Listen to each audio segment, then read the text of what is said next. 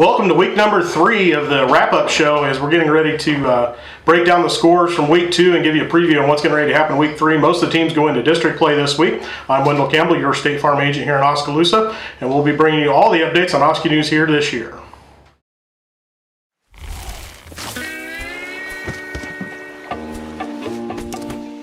Rest easy. State Farm agent Wyndell Campbell is there for you. Call 641-673-4462 today for the service you deserve. And we're back to wrap up week number 2 as the Oskaloosa Indians got their first win of the season against the Grinnell Tigers. Coach Jake Jenkins and the Oskaloosa Indians got in the win column early on. Aaron Blum 2 field goals from 37 and 25 yards respectively, and Ethan Arnold catching Ethan Kelderman for a 29-yard pass play to put the Indians up 13-6. Blum hit his 3rd field goal of the night with 32 yards to put them up 16-6. And then Ethan Arnold to Jack Moore for 80 yards, 3 plays after Grinnell's 4th interception of the night. Offensive leaders for the Indians, Ethan Arnold 13 for 34 for 238 yards and 2 touchdowns, 62 yards rushing on the evening. Jack Moore, that 80 yards was his only reception of the night, 1 touchdown on the evening. Bennett Spry, 3 catches for 57 yards. Ethan Kelderman, 2 catches for 37 yards and another touchdown.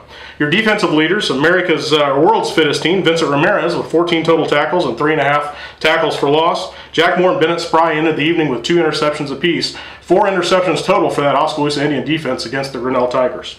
The Indians will travel to Fort Madison this week as they start District 5 play against the Bloodhounds of Fort Madison.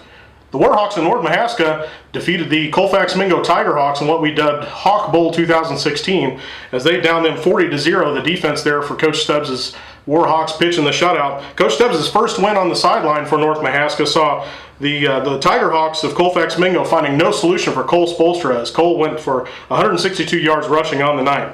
Ben Sherburne to Brant Fleener for a 4-yard touchdown in the second quarter and in the first half, with North Mahaska only leading 6-0, but the North Mahaska Warhawks made adjustments at halftime and came out and didn't take their foot off the gas for the second half.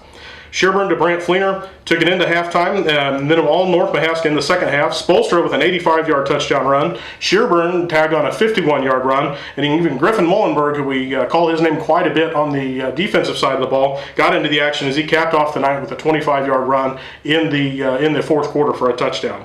The Tigerhawks were held to only 62 yards of total offense, and quarterback Reagan Van Dyke minus 52 rushing yards on the evening as the defense of the North Mahaska Warhawks was able to solve the Tigerhawk offense. The Warhawks will start district play in District 6 this week against number 4 ranked and undefeated Linville-Sully. Linville-Sully will come to town for the second home game for the North Mahaska Warhawks of the year. You can listen to it all live on KIIC.5. I'll be bringing it to you with Cousin Ed Gumont, and we'll call every down. Pregame starting at 6:50 and the kickoff happening at 7 o'clock. That game at home this week, the North Mahaska Warhawks and the Linville-Sully Hawks.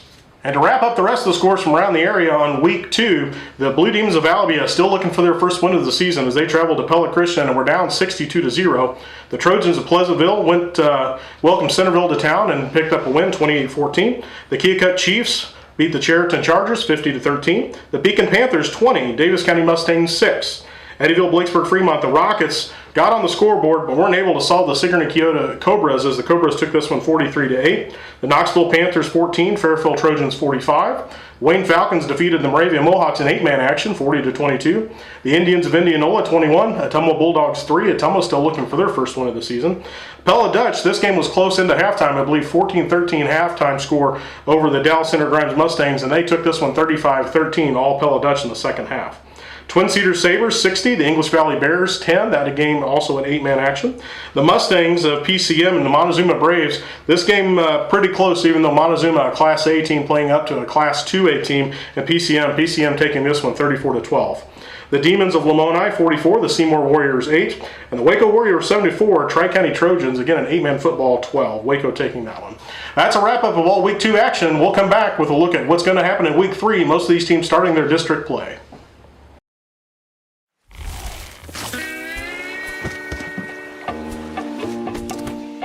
Rest easy. State Farm agent Wyndell Campbell is there for you. Call 641-673-4462 today for the service you deserve. As we look ahead to what's going to happen here in Week 3 of Friday Night Lights, the Oskaloosa Indians are going to get on the bus and travel to Fort Madison as they take on the Bloodhounds in their first district action of the year.